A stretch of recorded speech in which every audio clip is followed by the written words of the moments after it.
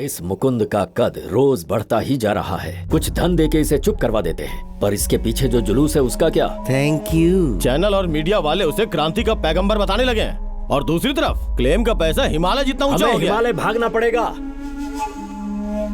Singapore में सत्संग, Bangkok में भजन, क्या आनंद आता था, सब कैंसिल हो गया। हमारी सारी योजनाएं विफल हो गईं। भाई साहब, वकील अकबर खान का घर कहाँ है? अकबर खान, देखिए यहाँ से सीधे जाए, फिर दाएं मुड़ जाए, सामने लावण्य पार्क मिलेगा। अच्छा। वहाँ से बाएं मुड़ जाइएगा, शनि मंदिर के पास ही है उनका घर। हाँ, आपका बहुत बहुत शुक्रिया। Welcome welcome. अरे भाई, ये लॉयर अकबर खान का घर किधर है, जरा बताएंगे क्या? यहाँ से सीधे जाइए, फिर बाएं मुड़ जाइए, हाँ? फिर वहाँ से उल्टे हाथ को जाइए, वहाँ लावण्य हाँ? पार्क है, वहीं उनका घर। ठीक है, चलो भाई। चाचा, अकबर खान का घर कहाँ है? अकबर खान का घर कहाँ है भैया? अकबर खान का घर कहाँ है?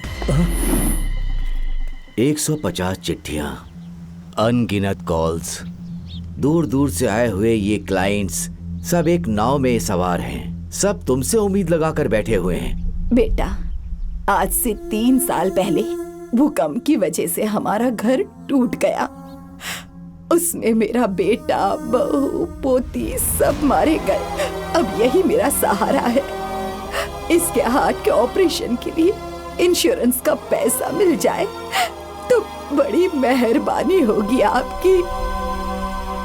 इनसे मिलो, इनका नाम है असलम। पिछले साल चेन्नई में आई सुनामी में पूरा बर्बाद हो गया। बहन के निकाह के लिए जमा की गई सारी पूंजी पानी में बह गई। आपने ऊपर वाले पे केस नहीं किया? करना तो चाहता हूँ, पर मौलवी साहब मुझे मजहब से बाहर निकाल देंगे। तुम्हारा घर परिवार सब पानी में बह गया। मौलवी साहब ने तब पैसे दिए थे तुम्हें? नहीं साहब। धर्म को इंसान बनाता है, धर्म इंसानियत से बड़ा नहीं हो सकता। हेलो, सांभळो, मेरी बात मानिए, अभी बिना देर नहीं हुई है। केस ना वापस ले लो। केस लड़ने से कोई फायदा नहीं होगा। बताने के लिए शुक्रिया। अकबर भाई, हाँ? इन सब की नोटिस बनाने में कितना टाइम लगेगा? बिस्मिल्लाह करता हूँ।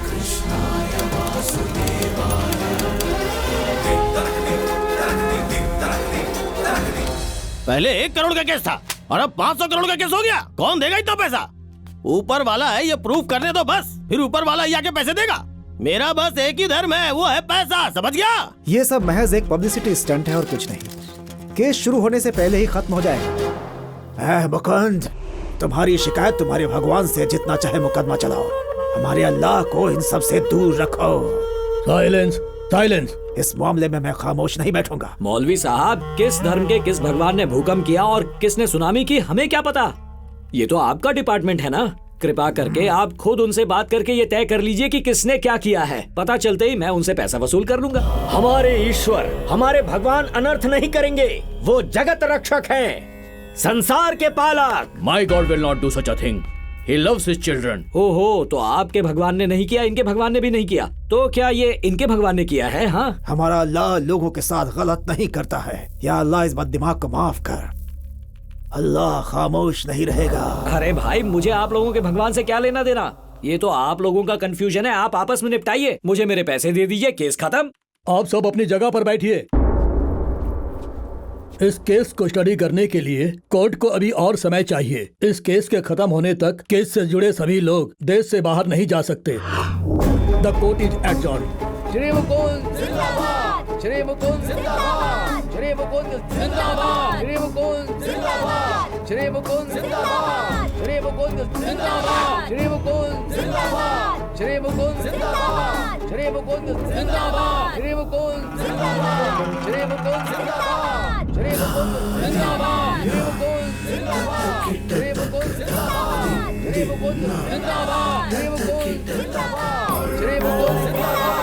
आप यहाँ से सुरक्षित जा सकते हैं, क्योंकि ये जगह सरकारी जगह है। ये सब लोग मंदिर, मस्जिद, चर्च जाते हैं। क्या सोच रहे हैं आप?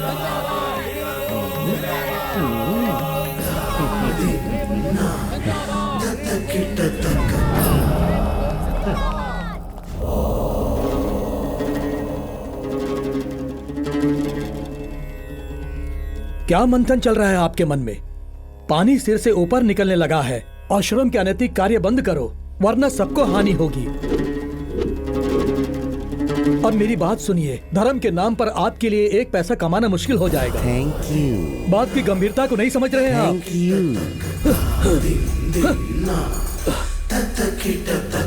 कटु सत्य बोल गया है वो।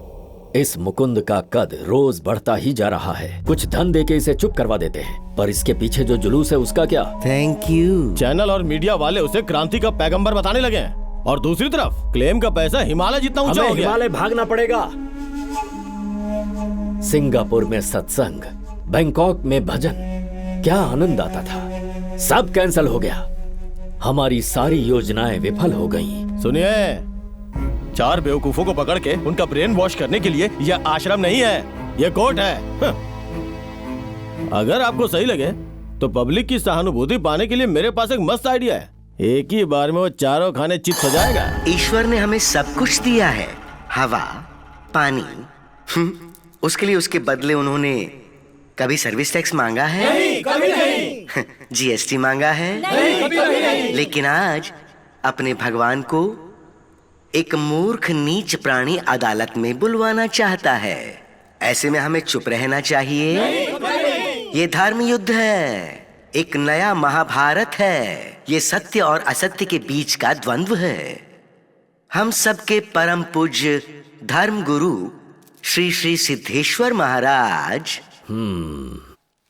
महामहिम सर्वशास्त्र निपुण, इसके लिए आमरण अनशन रखेंगे।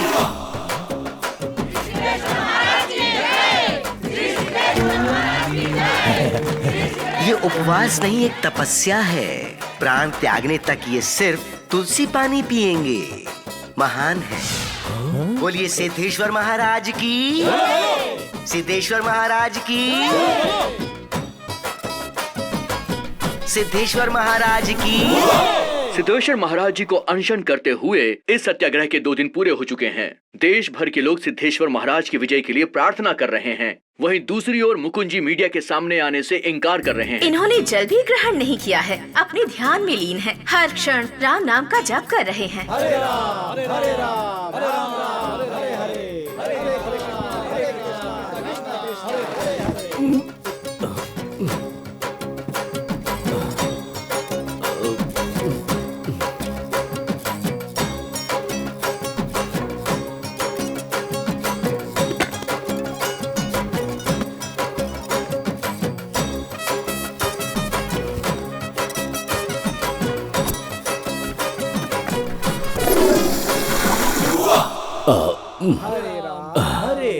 राम, हरे राम, राम हरे हरे, हरे कृष्णा, कृष्णा हरे हरे, हरे हरे कृष्णा, हरे कृष्णा।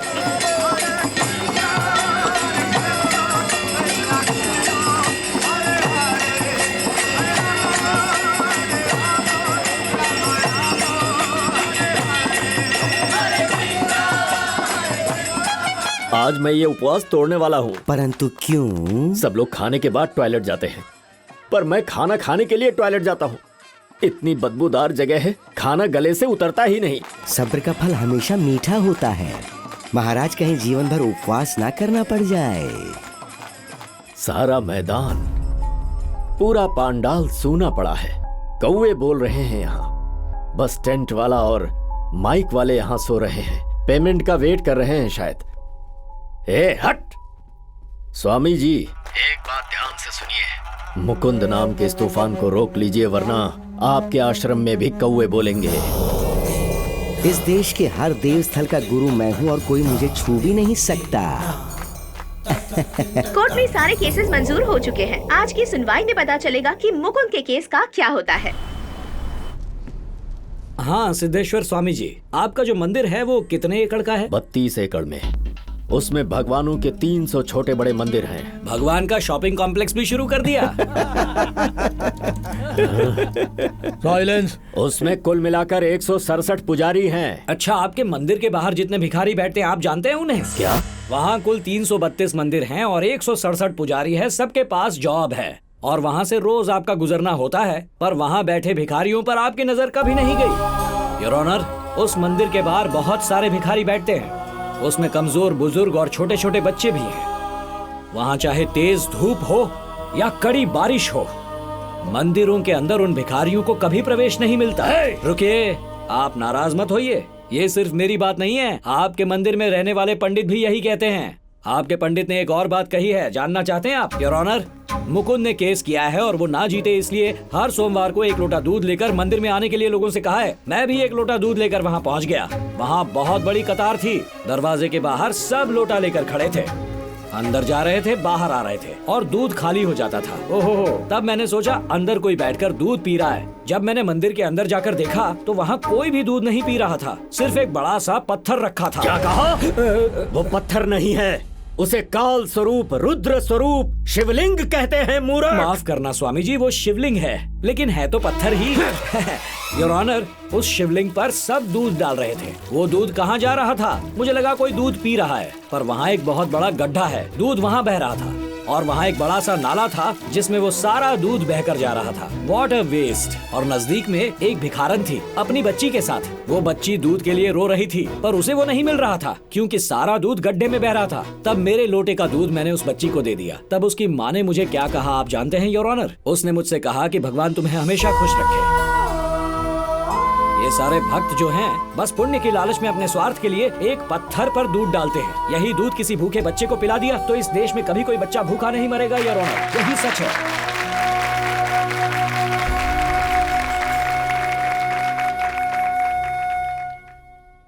मौलवी साहब, दरगाह में जाकर चादर चढ़ाने से अच्छा किसी गरीब को चादर दोगे तो वो खुश होगा, उससे अल्लाह खुश होंगे। किसी भी चर्च में कैंडल जलाने से तो अच्छा होगा कि एक गरीब की झोपड़ी में रोशनी की जाए ताकि उसकी जिंदगी खुशियों से भर जाए।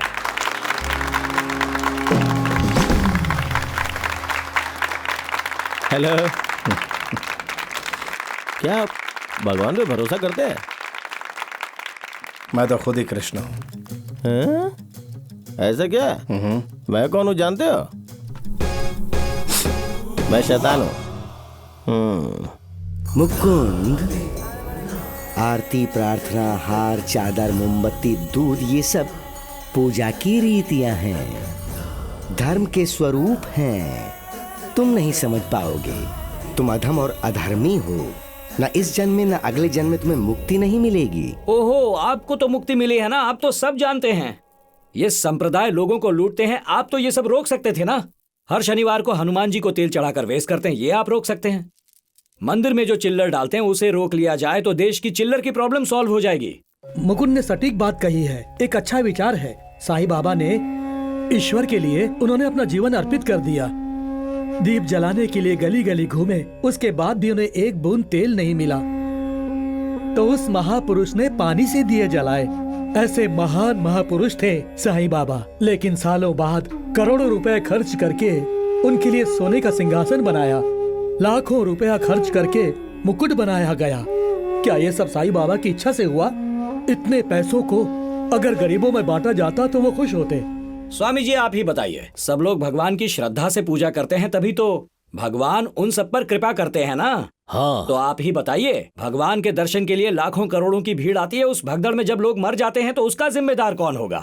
सभी भजन कीर्तन करते हुए बस में यात्रा पर निकलते हैं, बस गिरने से अगर वो सब मर गए तो उसका जिम्मेदार कौन होगा?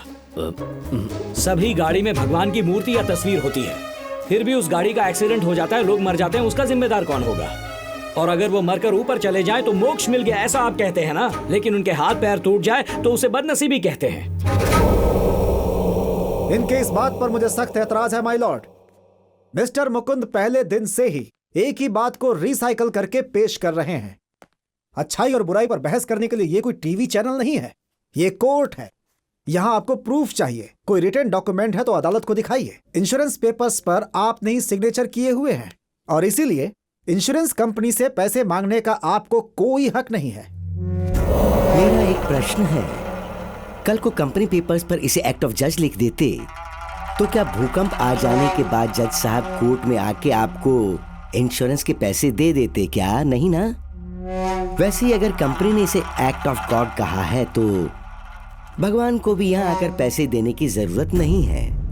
चलो मान लेते हैं कि भगवान की वजह से ये भूकंप आया, लेकिन ये बताइए कि कोई सबूत है आपके पास? देखिए, ये मैं नहीं कह रहा, इंश्योरेंस कंपनी वाले कह रहे हैं। उन्होंने कहा वो ठीक है, पर आपने एक्ट ऑफ गॉड वाली बात पर खुद एग्री किया था। भगवान ने ये भूकंप करवाया, इसके लिए आपके पास कोई लिखित प्रमाण है क्या?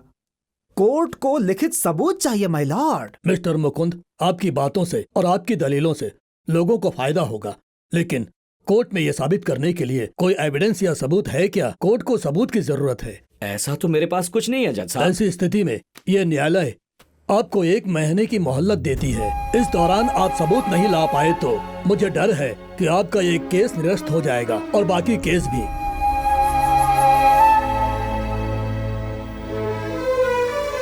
This court is adjourned for today. मैं तुम्हारी पीड़ा समझ सकता हूं, लेकिन कोर्ट के लिए सबूत चाहिए। देखो, मेरी बात का बुरा मत मानना, ओके?